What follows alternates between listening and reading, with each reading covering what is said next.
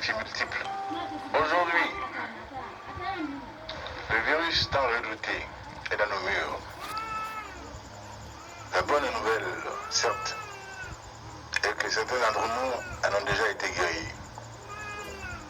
Hier, le pays entier a été témoin de l'heureuse guérison et libération de notre compatriote qui avait été affecté la première. Nous lui souhaitons le meilleur. La mauvaise nouvelle, cependant, est que d'autres en sont hélas décédés. À date d'aujourd'hui, nous comptons 87 patients infectés au Mali. Ce chiffre, malheureusement, irait crescendo dans les jours à venir si le mal déroulait chez nous son impitoyable mécanique, comme il l'a fait ailleurs, répandant le deuil sur son passage, suscitant partout peur et angoisse, et malmenant les économies les plus solides. Car le mal est chez nous. Nous devons serrer les rangs, unis et mobilisés à tout instant. Nous devons le vaincre. Nous pouvons le vaincre avec plus de vigilance, avec plus de discipline, dans la sérénité et dans la solidarité. J'y reviendrai. Je viens de voir un élément de notre télévision nationale où certains s'en disaient encore sceptiques, ne croient pas encore à l'existence du mal, à sa présence au-dedans de notre pays, parmi nous. Ils se trompent. J'ai entendu un jeune homme, un de mes fils, dire qu'il n'y croyait pas du tout. Il était prêt à le croire ni hier, ni aujourd'hui, ni demain. Le fiston revient sur terre. Ce mal existe, a fait des dégâts. De grandes personnalités africaines en ont été victimes. Les grands artistes ne sont plus. Tout le monde a entendu ce départ de Manu Dibango. On a entendu que l'ancien président de l'OM, Pape Diouf, n'était plus de ce monde. Les amateurs de musique, outre Manu Dibango, on a entendu également qu'Orlus Mabélé était également aussi de ceux qui nous ont quittés. Le mal est donc bien là. Il siècle avant toute chose.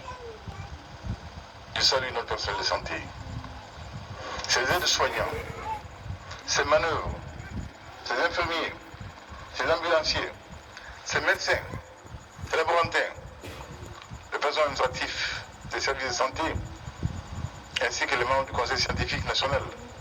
Tout cela auquel il a plu à notre première victime de rendre l'hommage le plus vibrant. Je voyais le professeur Sungalo Daou, que j'aime bien affectueusement appeler le barbu, et ces hommes. Ils méritent notre respect.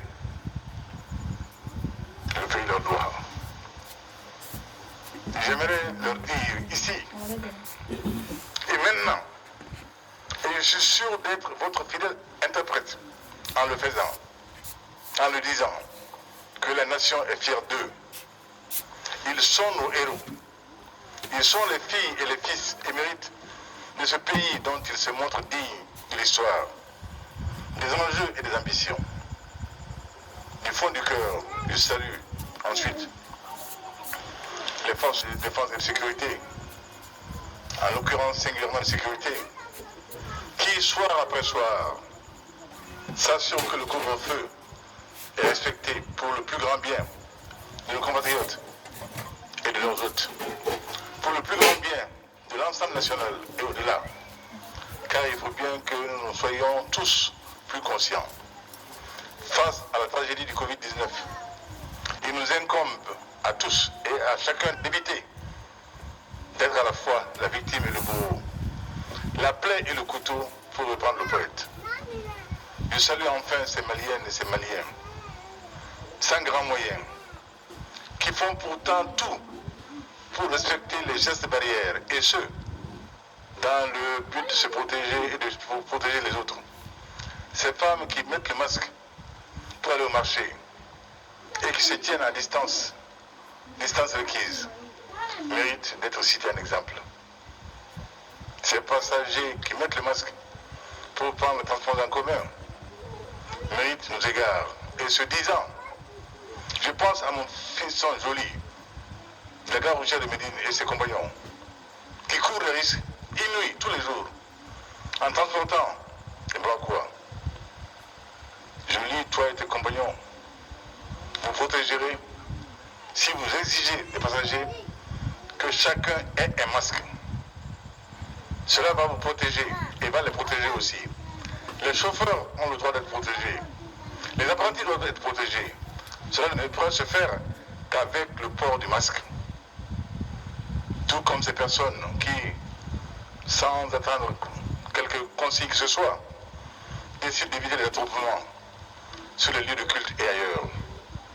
Dans le souci d'eux-mêmes, bien entendu, mais aussi pour ne pas prendre la responsabilité de contaminer une brave épouse, un vieux père, une vieille mère. Mon devoir en tant que chef de l'État, c'était de dire le mal. C'était de dire également ce qu'il faut pour s'en prémunir. De dire les mesures qui nous appartenaient tous collectivement, de prendre comme barrière pour éviter ce mal, pour nous et pour les autres. Dès lors, il appartenait à chacun d'en tirer les conclusions qui s'imposaient. Les chefs des confessions religieuses en ont tiré les conclusions qu'il aura plu à chacun d'adopter. Et il nous appartient à nous, gouvernement, de faire en sorte que, dans l'objet de chacun, nous fassions en sorte de les protéger. D'où, encore une fois, cette consigne du masque que l'on devra porter partout, en quelque lieu que l'on se trouve, où l'on se trouvera, pour se protéger soi-même et protéger l'autre. J'ai le devoir de faire en sorte que mon autrui, mon alter ego, mon frère, soit protégé. C'est un devoir d'humanité premier, auquel nul ne saurait échapper. Contre l'arme de destruction massive qu'est le coronavirus, chacun de nous, je le répète, doit être une digue pour lui-même, une digue pour sa famille, une digue pour sa communauté, une digue pour la nation, une digue pour l'humanité. Car c'est de civisme qu'il s'agit. C'est d'être à la hauteur des enjeux qu'il s'agit. De cela, nous sommes bien capables. Or, le voulons-nous tous? Non. Car nous ne nous attroupons encore dans les mairies. Nous nous attroupons encore, nous nous bousculons encore dans les gares routières, dans les transports en commun. Nous nous serrons les mains, sans souci, comme si ceux qui ont à cœur de respecter les mesures édictées manquaient juste de courage et de bon sens. Non. Consciemment et inconsciemment, beaucoup d'entre nous continuent d'être les vecteurs de l'épidémie. Ils le font contre eux-mêmes, ils le font contre leur famille, ils le font contre le Mali. Qu'ils sachent que le coût de la lutte contre le coronavirus est dissuasif pour tout pays. A fortiori le nôtre qui est sur d'autres fronts, tout aussi pressant. Depuis 8 ans, nous sommes en guerre. Une guerre coûteuse en ressources, comme le terrorisme. Faisons en sorte que cette nouvelle guerre ne soit pas coûteuse également en vie. C'est le lieu de m'incliner devant la mémoire de nos vaillants fils tombés, surtout ces jours aussi, à Bamba, à Koro.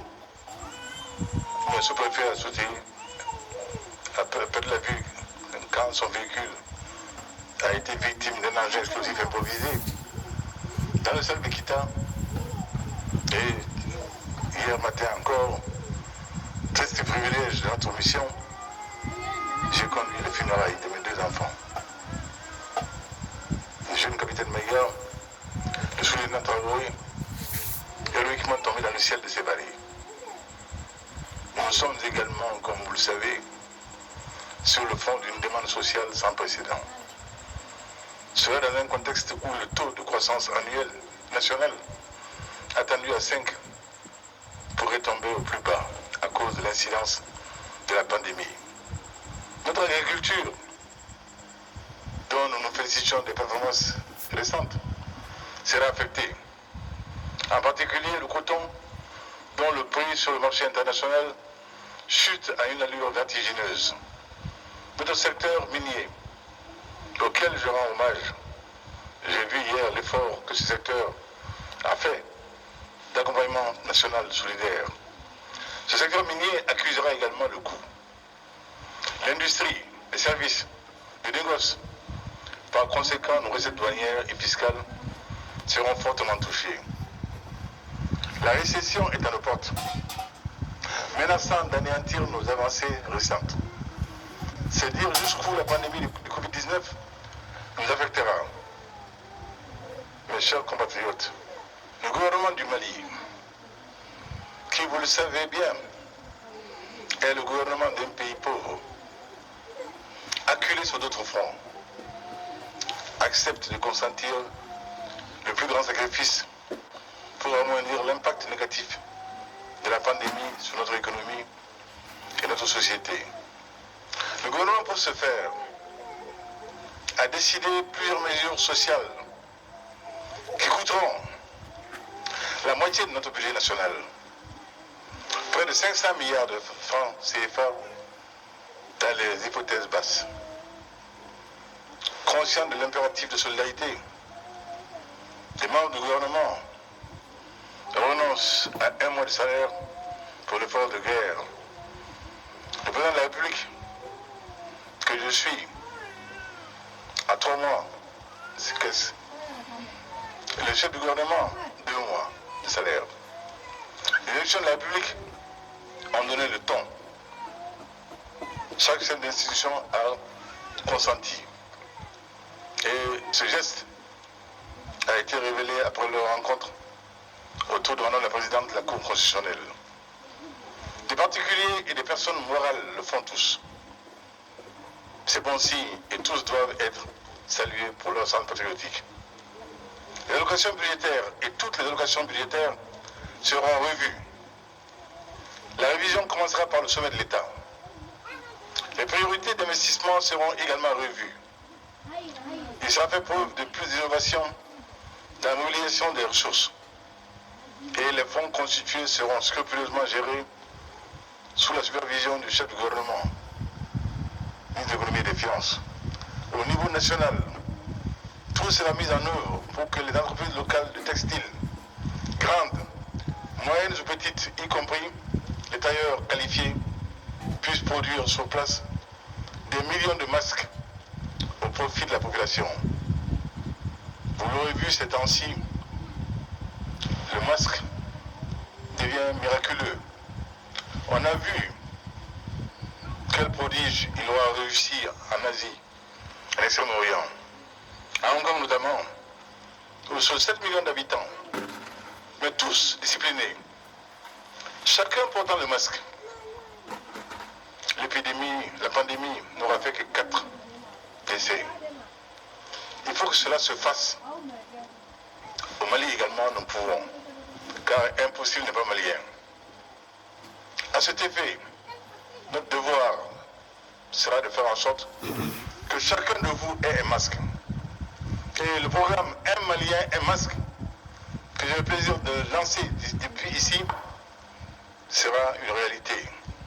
Une commande spéciale de 20 millions de masques lavables sera livrée à Bamako dans le courant de la semaine prochaine. Le masque est une barrière efficace pour tous.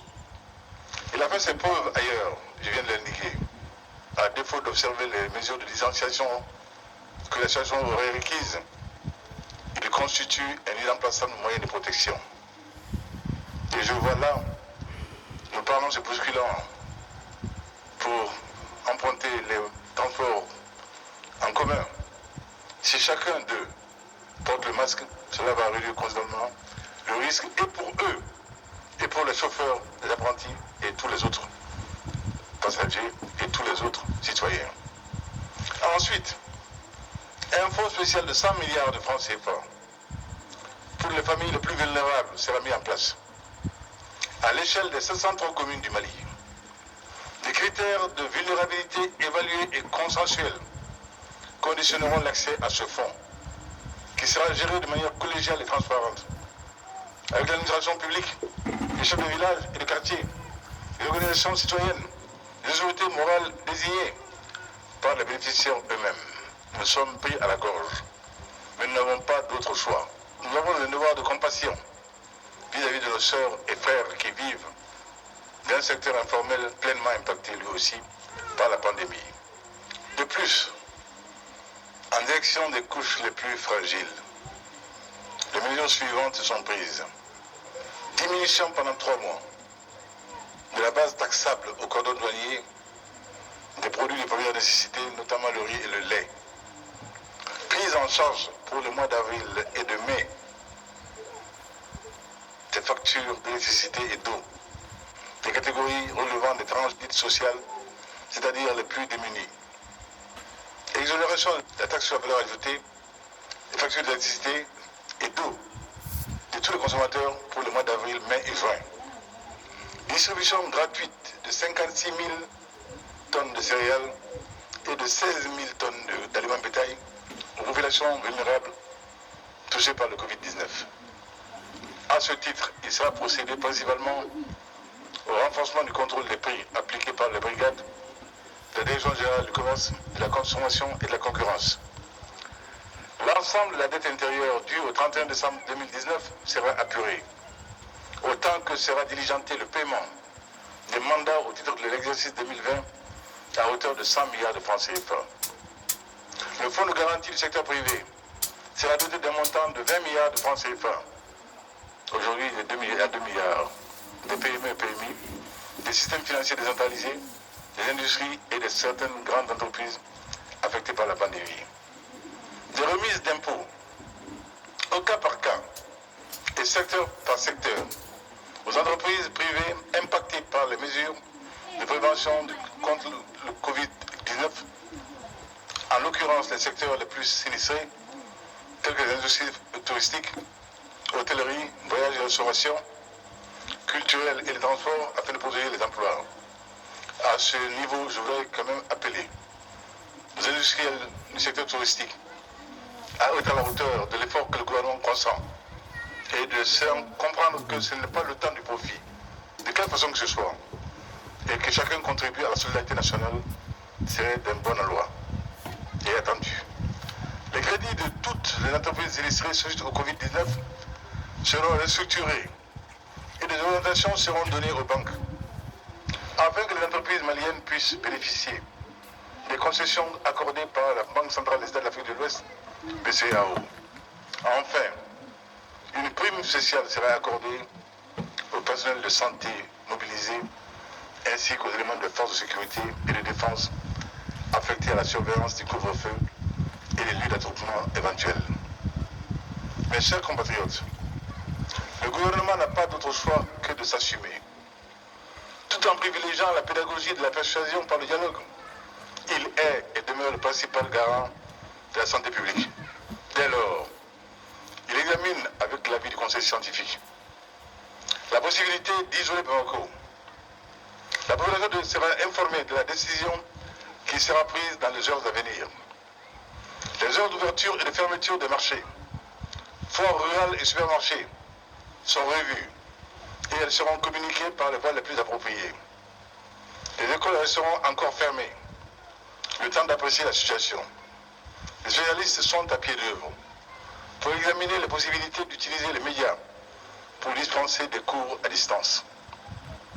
Il reste, mes chers compatriotes, la question du second tour du scrutin des élections législatives, lesquelles sont normalement prévues le 19 avril 2020. Ultime instance de validation des résultats. La Cour constitutionnelle vient de proclamer les résultats du premier tour des élections législatives. Je rappelle que la décision d'aller aux élections législatives n'est pas le fait du gouvernement de la République, mais du dialogue national inclusif qui a mené ses travaux en toute totale indépendance sans aucune interférence. Du reste, une forte majorité des partis politiques ne s'était-elle pas prononcée pour le maintien de la date du premier tour, à l'issue de la concertation entre ceux-ci et le ministre de l'administration territoriale et des collectivités. Une telle décision du dialogue national inclusif résulte. C'est perceptible d'une réflexion mûrie sur notre histoire immédiate, laquelle nous enseigne qu'en démocratie, rien ne vaut la pleine légalité constitutionnelle ainsi que le jeu normal des institutions. Cependant, il est de la responsabilité du gouvernement de faire en sorte que lors du second tour de législative prévu le 19 avril prochain, toutes les mesures, je dis bien toutes les mesures sanitaires et sécuritaires requises soient rigoureusement appliquées. Je m'y engage devant vous. Maliennes et Maliens, je voulais vous parler. À certains, j'ai parlé comme parlerait un père. À d'autres, un grand-père. À certains autres, un fils, un frère. À tous, je parle en tant que serviteur fier et honoré. J'assume la charge dans un temps de gravité successive et cumulée. Le destin a voulu qu'en ce moment le fardeau soit lourd. Mais je l'accepte, car rien n'est plus grand, n'est plus beau que le Mali. À mon tour, je voudrais vous supplier, une fois de plus, chacun, toutes, tous, de vous protéger, de nous protéger, en respectant les gestes barrières et les mesures prises pour contenir la pandémie du Covid-19. En l'occurrence, ne voyez nulle théorie du complot, nulle manœuvre de diversion, mais la seule manière d'épargner à la nation les scènes d'apocalypse que nous voyons ailleurs. Pour le confort de la nation, nous devons tous renoncer à quelque chose. Une habitude, un réflexe, un confort, un droit. Mais nous n'y renonçons que pour espérer vivre mieux, vivre plus longtemps. J'ai grand espoir que nous nous retrouverons bientôt sur les mêmes nattes d'un pays profondément social. Quand tout cela sera fini et quand nous pourrons de nouveau nous donner la main et nous congratuler pour le combat de titans que nous aurons livré et gagné contre la pandémie du Covid-19, qui est à l'heure actuelle l'ennemi numéro 1 de l'humanité. Que personne ne s'y trompe. Soyons unis, restons unis. À la communauté chrétienne, je souhaite de bonnes fêtes de Pâques. Plaise au ciel que le Ramadan, qui s'annonce dans quelques jours, se déroule dans des conditions satisfaisantes.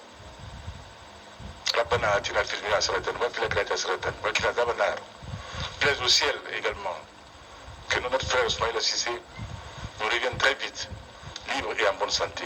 Qu'Allah subhanahu wa ta'ala bénisse le Mali. Amen.